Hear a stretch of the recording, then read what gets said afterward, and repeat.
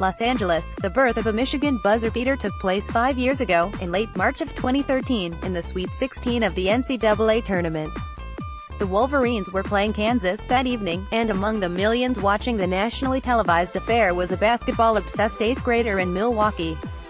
His name was Jordan Poole.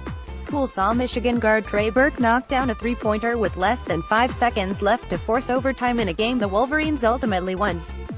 Until that night, until seeing that exact shot, Poole had never considered the basketball program at Michigan before. But that night, he decided the Wolverines deserved some more of his attention. Michigan did recruit Poole, the 8th grader who became a nationally ranked high schooler, No. 49 in ESPN's Top 100 in 2017.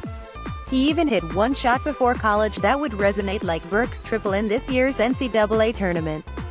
It happened his senior year, while Poole was playing for La Lumiere, a prominent national program in Indiana. Against fellow powerhouse Montverde Academy, Florida, he took a pass on the right wing as the final seconds ticked off in the first half, found just enough space to squeeze a shot off, took it while his legs scissored and scored as the buzzer went off. Poole didn't remember that shot until last Saturday, after he hit an almost identical one, only with so much more at stake. These are the dots that connected last week, when Poole catapulted Michigan into the Sweet 16 with another buzzer beaten. It happened against Houston, and it will now live forever in one shining moment lore. The story of this particular buzzer beater is in many ways the story of every buzzer beater, which is to say that a million dots like the ones above needed to connect, in order for Poole and his team to continue their season against Texas A. What happened, assistant coach Sadie Washington said on Wednesday, is the nature of what March is. Indeed, Michigan started the season outside the top 25, buried deep into the receiving votes category of the poll. And while their roster was filled with young players and lacked a true takeover games consistently type star, it's not like they were rebuilding. This is Michigan, after all, a tournament participant in 7 of the last 8 seasons.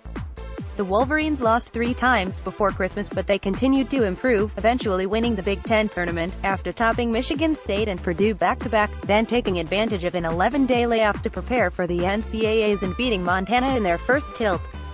Against Houston, Michigan trailed 51-46 with 8:20 left. They also trailed 60-59 with 2:07 remaining and 63-61 with 25 seconds to go. That's when senior guard and captain Muhammad Ali Abdur-Rahman missed a layup, falling to his knees on the baseline, thinking he had missed his opportunity to secure an indelible March moment. Not exactly. The anatomy of a buzzer beater continued from there, as Houston's senior forward Devin Davis missed 2 free throws with 4 seconds remaining. It wasn't lost on Michigan's players there that they had been saved by 2 missed freebies near the end of a season when they ranked 328th in free throw percentage in Division I. Another dot connected. The Wolverines huddled. Many guessed the play before coach John Beilein called it out. Indiana, he told the players, who knew that play well, considering Beilein used it late against Maryland back in January. In that game, Abdur-Rahman caught a long pass, drove into the paint and drew a foul, making 2 free throws to turn a loss into a 68-67 win. This time, coaches wanted Abdur-Rahman to run an option route, essentially, flashing from half-court close to the lane, using his momentum to carry him forward. That way he could drive or try and draw a foul, just like against the Terrapins. Abdur-Rahman had arrived in Ann Arbor from Allentown, Pennsylvania. He had scored more than 1,250 career points and ranked 3rd this season in scoring at 12.6 points per game. In Wichita last week, he passed Burke and Chris Webber, 2 Wolverine legends, on the school's career scoring chart, although, to be fair, he needed 4 seasons where they took only 2. In a lot of ways, Abdur-Rahman was like this particular Wolverines team. He didn't have many high-major scholarship offers, but he was a senior captain with a great assist-to-turnover ratio, 4.48, which ranked 2nd nationally and 1st in the Big Ten. As he broke the huddle, Abdur-Rahman told himself to forget the shot he had missed before and dismiss his 4 of 15 shooting performance on the night. He had a pass to catch. Poole broke the same huddle, thinking Abdur-Rahman would take whatever shot Michigan put up. He also had a confession to make later. He hadn't really listened all that closely to Beilein in the huddle.